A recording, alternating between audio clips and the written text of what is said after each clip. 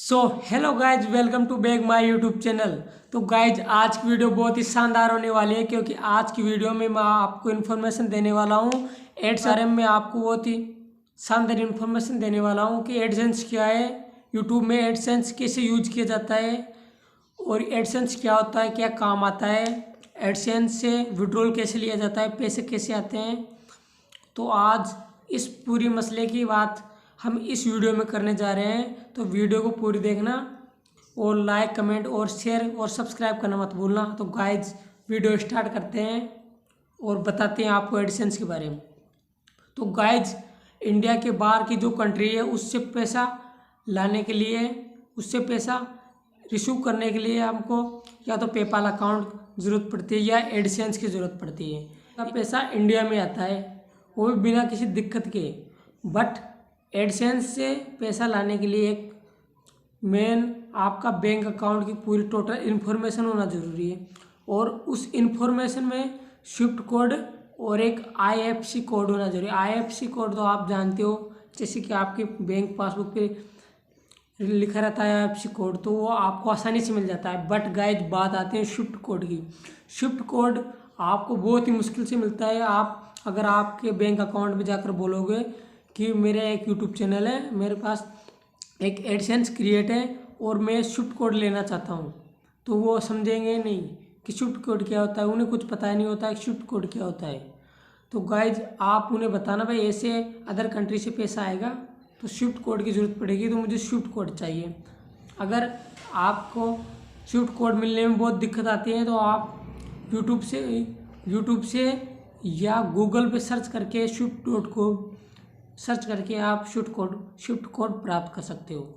पर इसमें एक दूसरा और मसला रहता है कि किसी ना किसी बैंक का तो कोई स्विफ्ट कोड नहीं होता। मतलब किसी बैंक का तो होता है, ब्रांच का नहीं होता। जैसे वह गांव में कोई ब्रांच है तो उस ब्रांच का कोई स्विफ्ट कोड नहीं होते, तो फिर क्या करें। अगर अपनी मेन ब्रांच का स्विफ्ट कोड ना हो आपके पास, तो आप अदर ब्रांच का स्विफ्ट कोड ले सकते हो। जैसे राजस्थान में अगर आप जयपुर में रहते हो तो जयपुर में अगर जयपुर वाले बैंक में अगर आपका ब्रांच वाले जयपुर में बैंक है, उसके अंदर जो ब्रांच है उस बैंक में आपका स्विफ्ट कोड नहीं है, तो आप अलवर, भरतपुर या जयपुर के किसी और ब्रांच का स्विफ्ट कोड अपने स्विफ्ट कोड में यूज कर सकते हो। बट बैंक एक होना चाहिए, बैंक अदर नहीं होना चाहिए। एक बैंक का स्विफ्ट कोड कोई से जिले का या कोई से स्थान का आप यूज कर सकते हो और आपका पैसा इजीली इंडिया के अंदर आ जाएगा। स्विफ्ट कोड का एक मेन काम ये रहता है कि आईएफएससी कोड तो स्टेट लेवल पे काम करता है।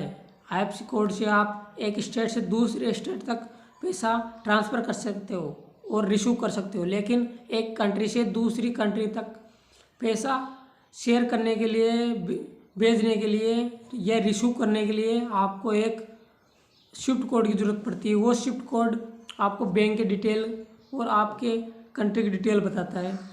तो अदर जैसे यूट्यूब का पैसा सिंगापुर से आता है, तो सिंगापुर में अगर आप स्विफ्ट कोड डालोगे, स्विफ्ट कोड के माध्यम से आपको पता चलेगा कि उनको ये पता चलेगा कि इंडिया कंट्री से है ये यूट्यूबर, तो इंडिया कंट्री सिलेक्ट हो जाएगी वहाँ पे। उसके बाद फिर आईएफएससी कोड देख के आपका बैंक डिटेल निकाली जाएगी, आपकी ब्रांच और डेटा निकाला जाएगा। उस डेटा के हिसाब से आपका पेमेंट भेज दिया जाएगा आपके पास, और 2 या 3 दिनों में आपका रिसीव हो जाएगा। 21 तारीख से लेकर 25 तारीख के बीच आपका पेमेंट रिसीव हो जाता है आपको। अगर नहीं हो तो भी आपको कोई दिक्कत नहीं है, थोड़ा वेट करना है। कोई का 7 दिनों तक पैसा नहीं आता, बट आराम से आ जाता है। बैंक पे आप संपर्क भी कर सकते हो। तो गाइज, मिलते हैं फिर अगली वीडियो में। जब तक के लिए धन्यवाद। आई होप आपको इन्फॉर्मेशन पसंद आई होगी। तो स्विफ्ट कोड की